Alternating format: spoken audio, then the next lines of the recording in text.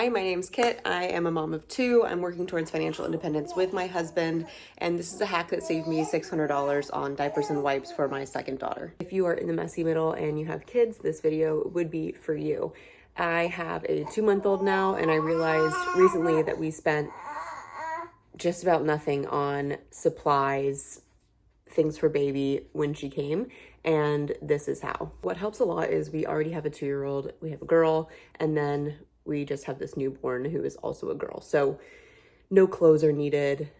Our 2-year-old moved out of her crib, so I don't need a crib. I don't need a bassinet. A lot of the baby things that she has outgrown, I can just use for my second baby. We might have bought a couple bottles. I got a pump from insurance when I go back to work, things like that. So there were just a lot of things that we just naturally did not need because I held on to things from our first baby. I don't want a lot of things in my house. So when it came time to talk about doing a baby shower with my friends, I didn't do a registry. I didn't do a full baby shower, but I did have my mother-in-law and like 5 friends come over for a sprinkle. We just ate ice cream, and all I asked for was wipes and diapers. I didn't really want clothes or things. If it made them happy to come over with toys or whatever, then that's great. But in general, I have a rule that like, I don't want anything in my house. I don't want to do a Goodwill trip for you. I don't want to try to sell it.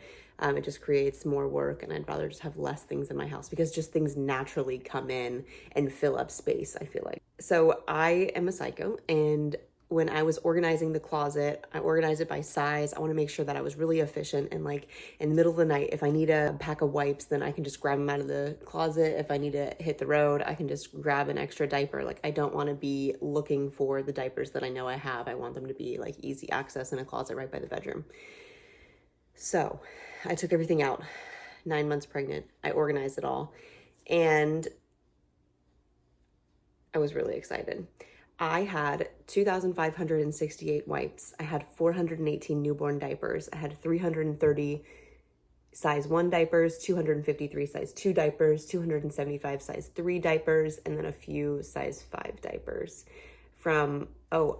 My husband also had a shower at his work. He works in like a construction firm, and they brought diapers and wipes. So, okay, I can't give this all credit to my girlfriends, but this is conservatively about $400 worth of diapers and wipes, and I have not bought diapers or wipes yet for my 2-year-old, for my 5-year-old, what in the world? For my 2-year-old or for my 2-month-old. This will get me all the way through maternity leave and into sometime after that. When she goes to daycare, they do diapers anyway. So I'm seriously foreseeing not being able or not having to buy diapers for quite some time. So if you factor in the things that we didn't buy, obviously because we held on to things from our first daughter, there's no way we could have known that we had another daughter, but a baby's a baby. We wanted to have another one.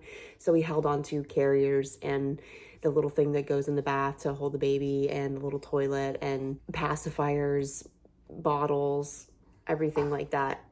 It definitely saved us like $600 or $700 in total. A big thing that we aren't doing with our second daughter that we did with our first that's saving us a lot of money is with our first daughter, she grew really fast, like a pound a week in the beginning, which is awesome, but we didn't know what size diapers to buy. So we ran out of diapers, or we were about to run out. We bought another box on Amazon of size 1 diapers, and it was like 148 of them.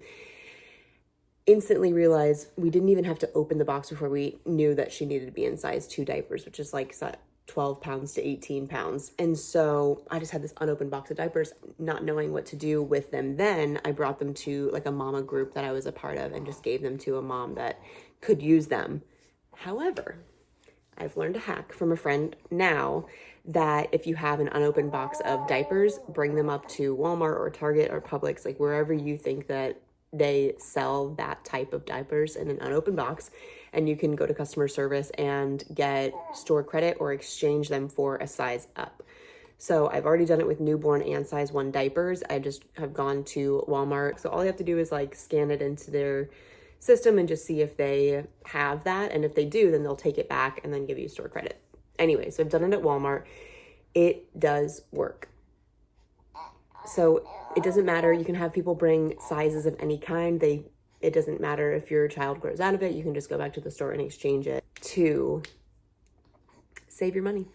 Another big tip for saving money girly, if you're at the hospital and you're about to go home, you know that they're about to sign the discharge papers or you're going home tomorrow, find a patient care technician, a CNA, a nurse that you like or don't like, whatever. Ask them for extra supplies. Get diapers, get another Perry bottle, get those little white washcloths. You can use them to clean your house afterwards if you don't want to like clean yourself up with them because they're kind of rough. Get pads, get nipple cream, get those little nipple rubber things that go in the refrigerator so you can put them on your nipples when they're sore. Get diapers for baby, wipes for baby, get pacifiers.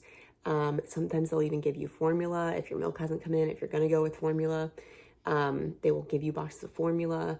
What else? God, I don't know. Just take it all. Actually, I did have a nurse say that like somebody tried to take the pillows and stuff in those rooms. Those pillows are garbage. Don't take the pillows. Take the swaddles though. If they have like the kind of swaddles that actually wrap with Velcro, take the hats. If you can figure out how to actually do a swaddle with the blanket, A+ for you. I can never do it, but take those blankets. It's all for you. Those first couple of weeks, especially if you have a first baby, a second baby too, it doesn't matter. When you're at home trying to figure things out, you don't have to go to the store. You don't have to Amazon things overnight. Any of those supplies are in your hospital room. They can't reuse them anyways. So just take them home. Ask for an extra big guest plastic bag and take it home with you. Some of the nurses want to be more discreet. So if you have a duffel bag, take your personal belongings out and put them in an extra bag and then put the hospital supplies in your bag. I realize this advice won't work for everybody if you haven't had a kid before, but if you do, then just consider minimalizing your registry, only asking for diapers and wipes. Ask for things for friends that are hand-me-downs. Become part of like local groups. Like I was part of a clinic that was putting on weekly parenting classes, and I went to those for 5 weeks in a row and I got a free car seat.